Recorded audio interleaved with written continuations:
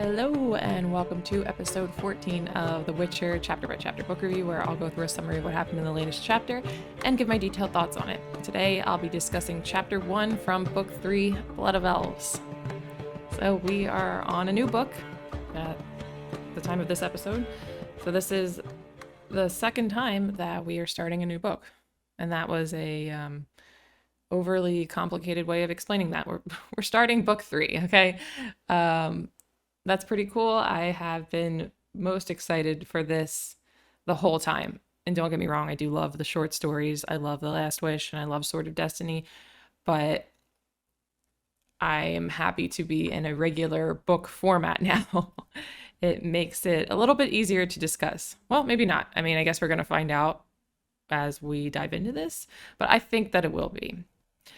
So anyway, I'm going to get into it with the recap of the last episode, and then that will be followed by the summary of this chapter that we're discussing today, and then my notes on it, my thoughts, and we're going to talk in detail about what happened in this chapter.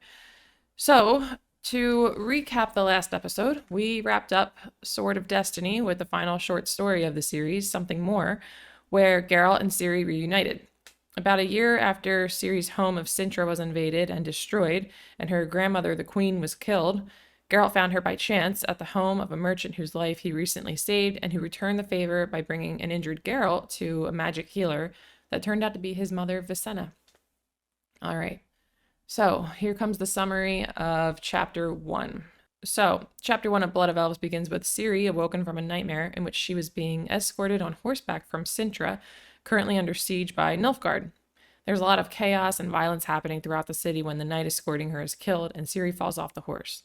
On the ground, a black knight with a winged helmet approaches a helpless Ciri. That's as far as the nightmare goes before being awoken by Geralt. Ciri and Geralt are outdoors by a campfire, presumably in the midst of traveling to a distant place. She's trying to recall what happened after the knight with the winged helmet approached her, but she can't seem to remember and gives up trying when Geralt offers her reassurance that the dream won't come back.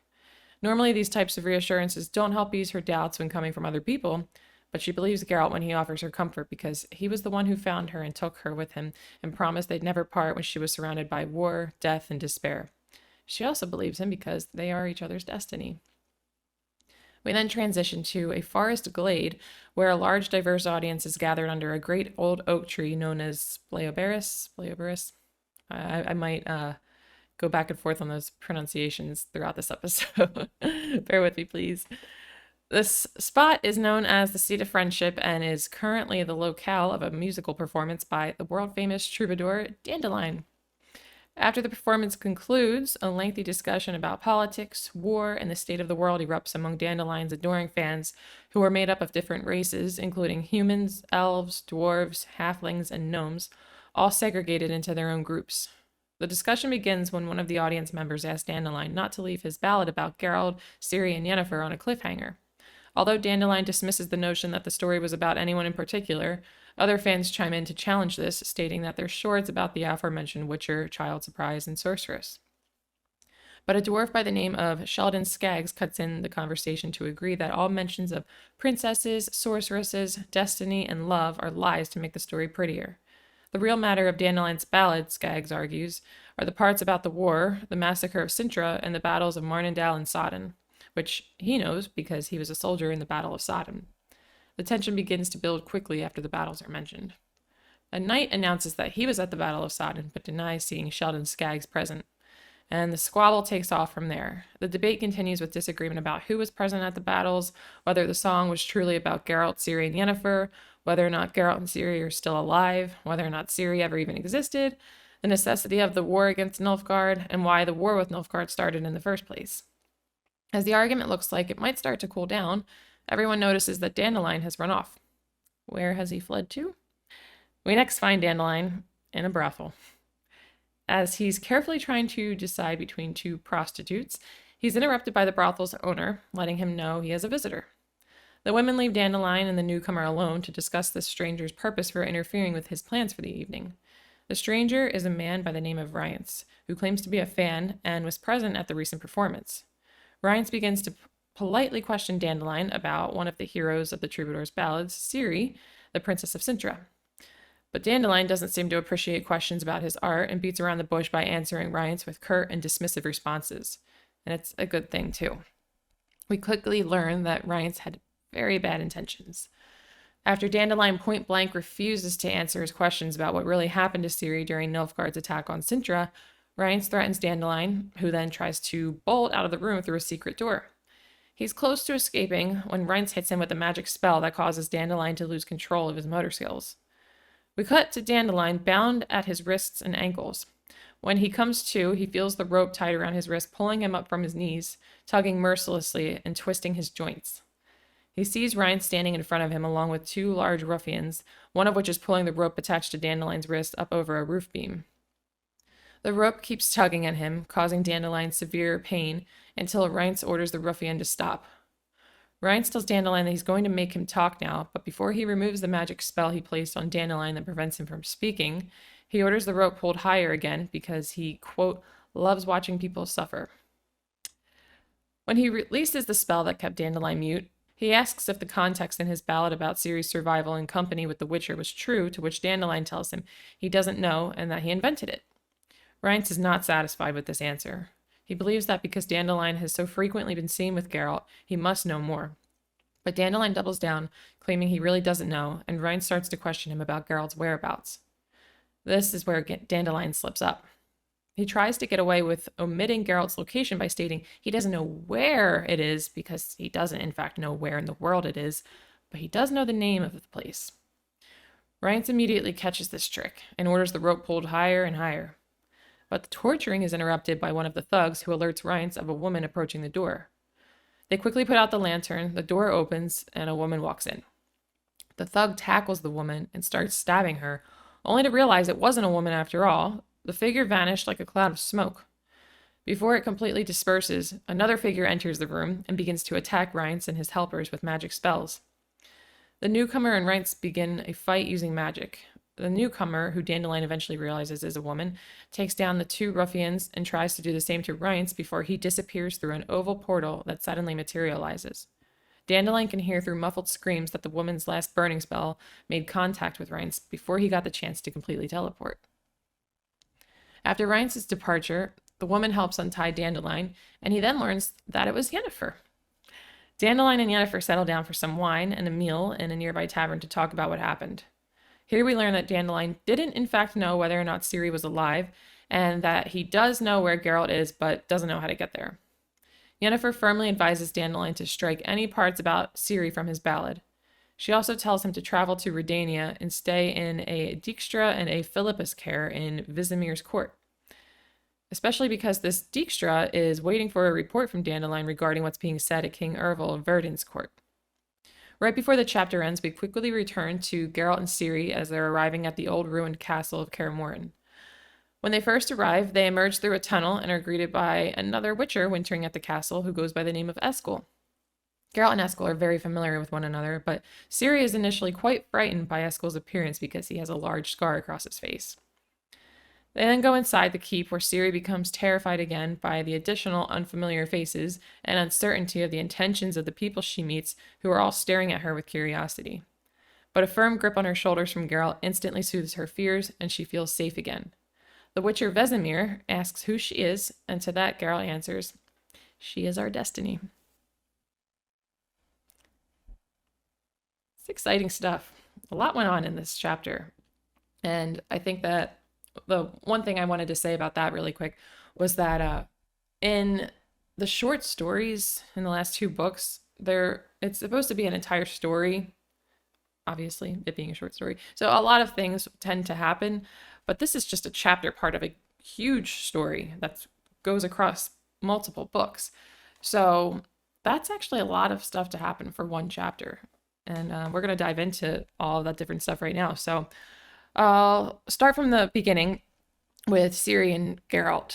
So that nightmare that Ciri had sounds pretty terrifying. And we can assume that it's a flashback to when Nilfgaard invaded Sintra and so many people were slaughtered. Ciri somehow managed to escape. So in her nightmare, the town is on fire. People are getting killed left and right. The Nilfgaardian with the helmet framed by a bird of prey's wings is holding a sword when she first spots him.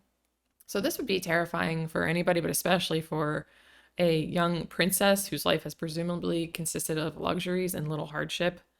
So that is a really disturbing that she went through that. And Ciri thinks to herself, after she wakes up from the nightmare, that she can hear lute music and she can hear voices mentioning things like the Princess of Sintra and a child of destiny, a child of the elder blood, the blood of elves, a lot of things that pertain to her. She hears Geralt of Rivia, the White Wolf, and his destiny, and that the princess is dead. She died in the streets while trying to escape. So it all sounds like the discussion that took place at the Seat of Friendship after Dandelion's performance, and they were not taking place simultaneously. So I'm wondering why she was able to hear this. And we know from the Sword of Destiny story, the short story, that she does have some magic powers. We know very well that her mother had magical powers when she was still alive. So is that what's going on here? Is it like a psychic thing, or was this something else entirely? So before Ciri goes back to sleep, she asks Geralt what the knight with the feathers on his helmet did to her. She says the only thing she can remember was that she was so frightened. We don't know, of course, what exactly happened after Ciri's encounter with this Black Knight, or what happened before Geralt found her. Nor do we know the knight's intentions. I think that we can surmise that they probably were not good. If he was trying to kidnap or murder her, he was obviously unsuccessful.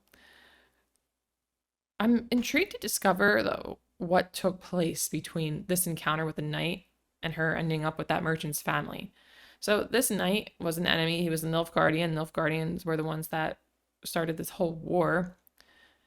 She, of course, escaped him, but I wonder how she did that, and then how she ended up with that merchant family in the first place. I can imagine that would be a very interesting tale. All right, so moving on to the part of the chapter where we're in the Glade with Dandelion's performance and the discussion that takes place afterwards. There's these prejudices that each race seems to have for one another, and it's exposed multiple times throughout the argument. One of the examples that were given that wasn't exactly part of the argument, but just part of this section of the chapter, was that each race is segregated into their own groups. But one interesting that I thought that was pretty interesting was that all of the non-humans were uniformly distant towards humans. So even though there's a lot of different races that make up non-humans, there's elves, there's dwarves, gnomes, halflings, they were specific in making sure that they were separate from the humans. They were separate from each other, but they were specifically separated from the humans. And I think that this ties back to a lot of what we learned throughout the first two books about how humans they tend to discriminate against the non-humans. They tend to not treat them fairly. I could go into detail about that, but I've already done it, and it's not too relevant right now, so I'm not going to dive into it. But it's interesting that this is highlighted again. Like we're continuously reminded of how this works in the world. Now, the degree of racism has been illustrated enough up to this point, but I think this is just a good example of how it plays out at an event. And I thought that it was interesting that it's mentioned that the children didn't care about the difference in race, and they all played together. And that's very similar to the real world, where there are people who are racist, and that's not something that's learned. It's something that is learned throughout life. It's children will play with any children, and in this world it's the same thing. So in this world, these kids are learning these racist ways, or the adults that ended up having these prejudices towards the other races, that they weren't born with that. It's something that's taught, which is unfortunate. So there is an audience member. Her name is Vera Lowenhop. I don't know how you say her last name. Her name is Vera. She's a merchant, and she argues that the events of the song are true by claiming she saw Geralt in Vizima when he broke the curse placed on King Foltest's daughter. So to remind you that that's kind of like it's kind of like a callback to the short story, which that story was called The Witcher. It was the first story of The Last Wish, where Geralt helped remove the curse placed on King Foltest of Temeria's daughter, where she was turned into a creature called a striga, and she was regularly killing people. So Geralt was commissioned to kill her until Foltest said that he wanted her curse lifted and he didn't want her harmed. And Geralt succeeded in this mission. He did exactly that, and that was one of the first times that we got to see Geralt in action and see how proficient he was at his job. I just thought that this was a nice reminder of past events because we have read a lot of story since the earlier stories. And I think it's pretty easy to forget those events that introduced us to Geralt and to the world. I was thinking back to the second short story, A Grain of Truth, the one with Nivellen and the Bruxa. And when I thought about it, when I first thought about it, I thought, yeah, I actually don't even really remember a lot of those details. I remember we got introduced to some new Witcher signs, and if you've been listening to all of my episodes, I get really excited about Witcher signs, which I don't think we've really experienced too many in a while. There's one in Sword of Destiny, the story. I don't think there were any in Something More. There weren't any in this chapter. But anyway. But yeah, there's just a lot of details that you learn about. And it's kind of nice that there are callbacks like this. This was a very small one, but still, I thought it was cool that they included that in the story because otherwise I'm not really thinking about the things that took place a while ago. And we've covered a lot since then. But I'm going to try my best to bring certain things up, or when they do have these callbacks, to have these gentle reminders in each episode, because if you're like me, you've probably forgotten a lot of those things. And if it wasn't for these specific reminders in the chapter, then I don't think I would be thinking about them at all. So anyway, there's certainly no question of Dandelion's popularity amongst his audience. So while the crowd is debating after the performance about whether the song's details are fact or fiction, they are frequently sharing praise toward him. A lot of the women are mesmerized by the romantic side, and a lot of the warriors appreciated how Dandelion immortalized the battles that took place. Sheldon Skaggs, the dwarf, says that the heroes can live on forever in memory thanks to Dandelion. And I thought that this was a nice way to illustrate Dandelion's success, which we've only heard bits and pieces of. We haven't really seen him in action or seen him receiving these accolades up until now. So I think that this gives him just a little bit more depth. And we got to see more, like we got to see an entire other side of Dandelion in the story A Little Sacrifice. That was the one with the mermaid and with Little Eye.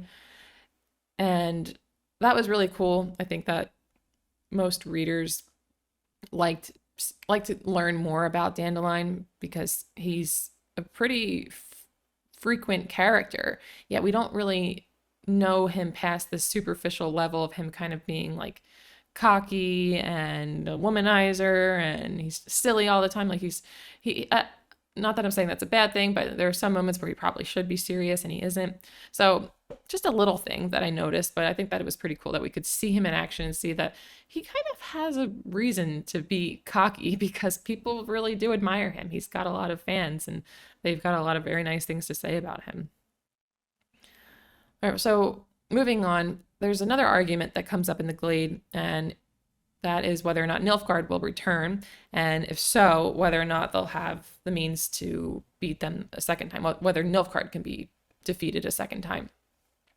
So there were 2 battles of Sodden. One was lost, one was won. It's implied that the winning battle was the determining one that sent Nilfgaard away. And Skaggs says that the unity of all the countries and the wizards was what contributed to the victory during the second battle. But he doesn't think that they're unified enough anymore to be successful if and when Nilfgaard returns. And this example is provided that the kings are at odds over political, geographical, and economical matters, and the wizards are no longer united like they were at the time. And it's also said that Nilfgaard has more discipline than they do. So if Nilfgaard does decide to come back, based on these facts that have been presented to us here, it doesn't seem like it's going to be very good. I know that, or we know from something more that they wreaked a lot of havoc on these lands.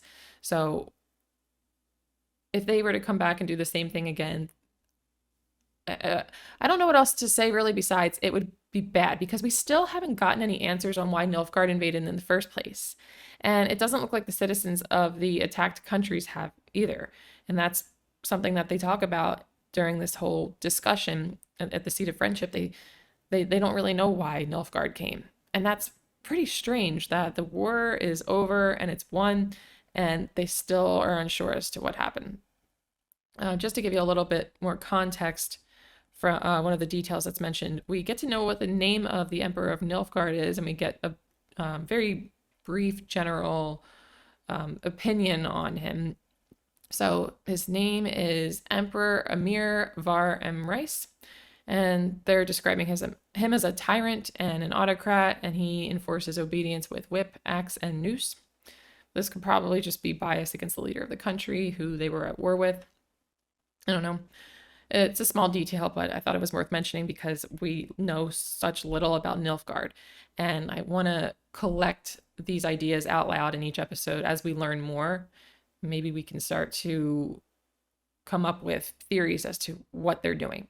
And the fact that they are mentioned again, the fact that Nilfgaard's mentioned again, this war, and that there is apparently a threat of them coming back, I don't think that this is the last that we're going to hear of it. I think that it's all written out the way that it has been so that it can lead to something else in the future.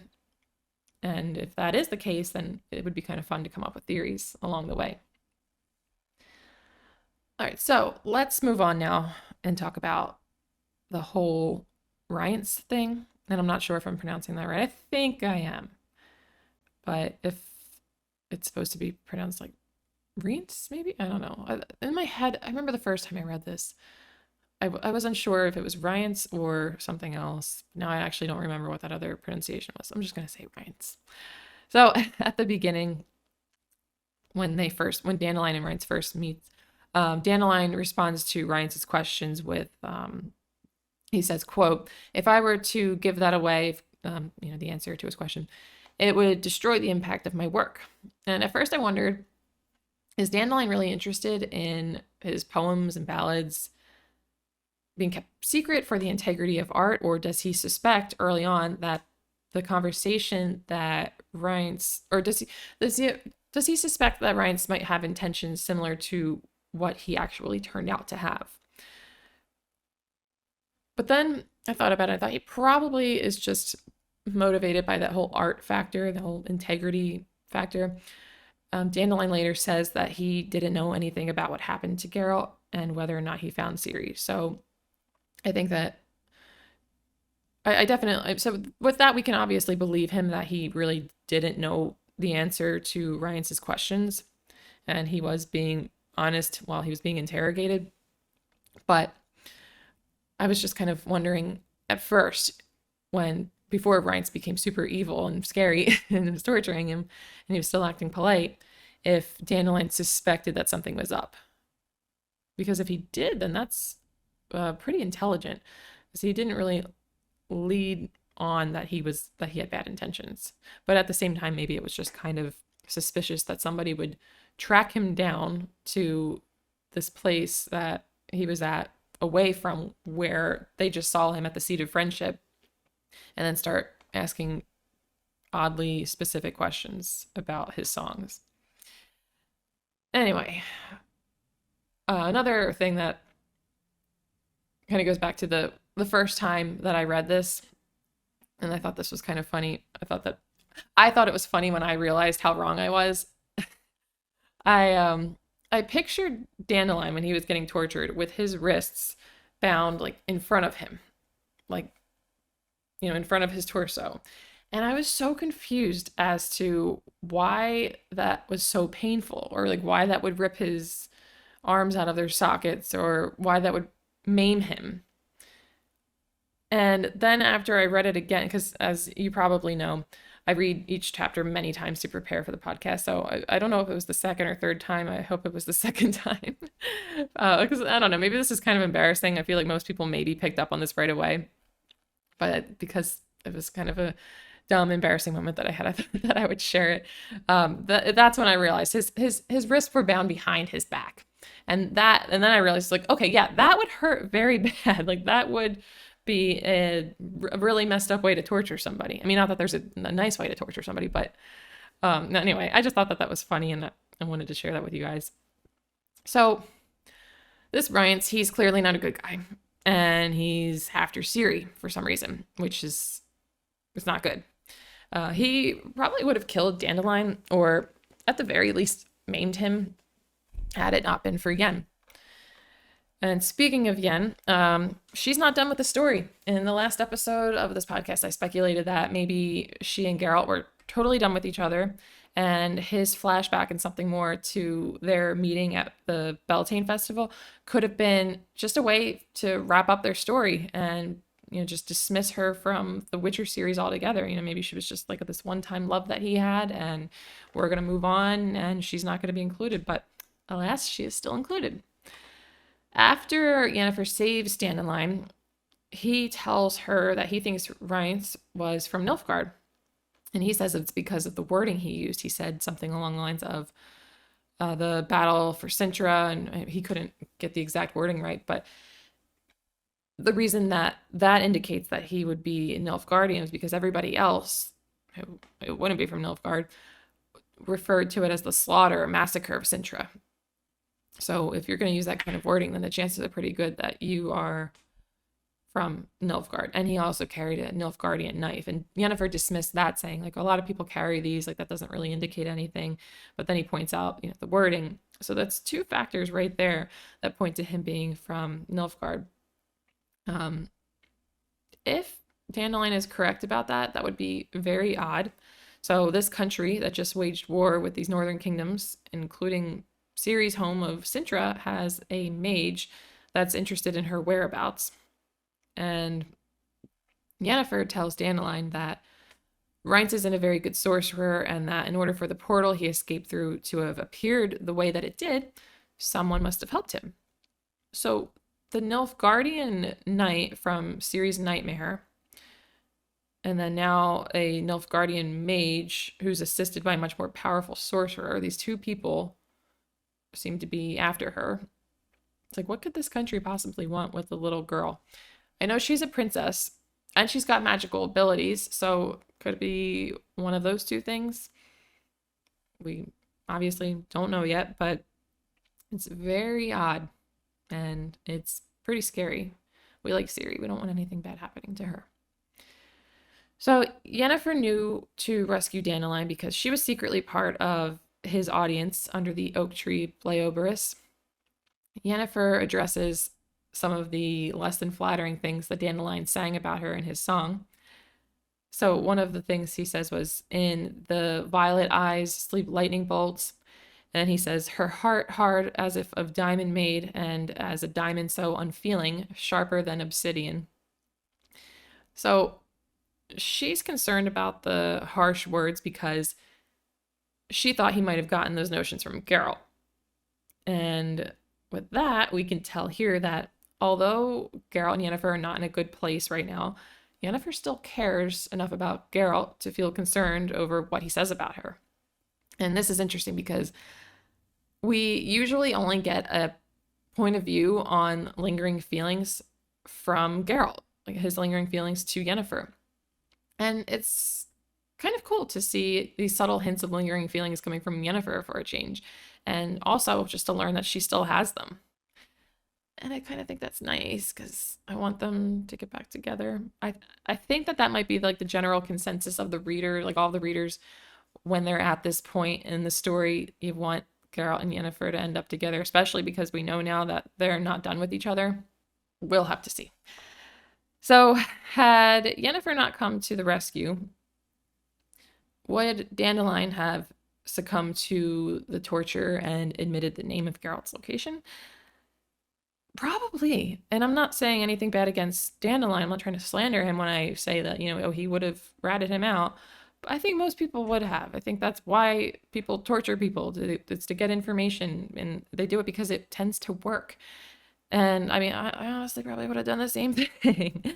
So Since Yennefer came to the rescue, she potentially saved Ciri and Geralt, along with Dandelion, by interfering before he could actually admit the name Kaer Morhen. Speaking of Kaer Morhen, we end up there. We've heard a little bit about it here and there. We know it's the Witcher's Keep, and we know it's where they train, where they go through the Trial of Grasses. So we are there. We've made it. The Witchers there must be very intrigued by Ciri. Female children are never brought to the castle. It's only males. So Geralt shows up with this little girl. That's got to be really curious to the Witchers that are there.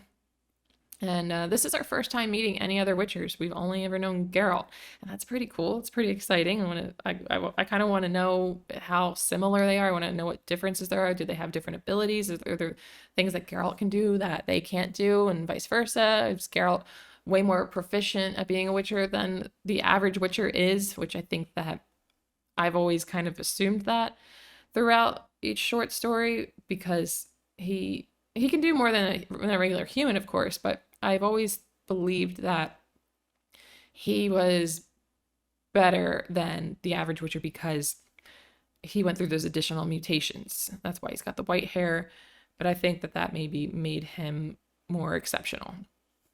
But anyway, it's exciting also to meet these other Witchers, because we've heard mentions of a couple of the ones that are here. So we've heard once, I think it was just the one time, we've heard about Eskel, and that was in the last Wish short story. Geralt kind of just has like a memory of when they were like kids, I guess, and they were training at Kaer Morhen. And we hear multiple times about Vesemir, who's basically like Geralt's father. And we just get a few lines from them. We get more lines from Eskel and Vesemir, but we hear a little bit from them. And there's two other Witchers there. There's Lambert and there's Cohen. But they don't say anything during this chapter. So we're going to have to wait, hopefully, the next chapter to find out more about what there is to learn about these guys. So I'm excited about that. All right, to wrap this up, Dandelion seemed like he would heed Yennefer's advice and travel to Redania to see this Dijkstra that's been mentioned.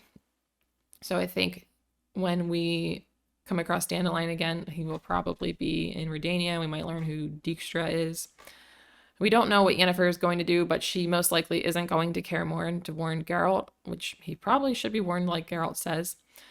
But it doesn't sound like that's what she wanted to do or what she plans to do. She will perhaps do more investigating on who was helping Rience and then maybe get to the bottom of the bad people after Ciri. And that would be nice because something's going on there and I can't see that ending well. Geralt and Ciri, however, are going to be wintering in the company of friends at Kaer Morhen. We don't know much about what they will do or what's going to go on while they're there, but I think we can trust that they'll both be safe as long as they're there. I don't know if there's anybody else that this Rience is going to track down and torture information out of that would actually be able to disclose Geralt's location. So hopefully we'll be good on that. But Geralt says that there's no safer place in the world besides that Witcher's Keep. So I think they'll be fine. But what they're going to be doing while they're there, that's another question. I mean, are they going to try to turn Ciri into a Witcher?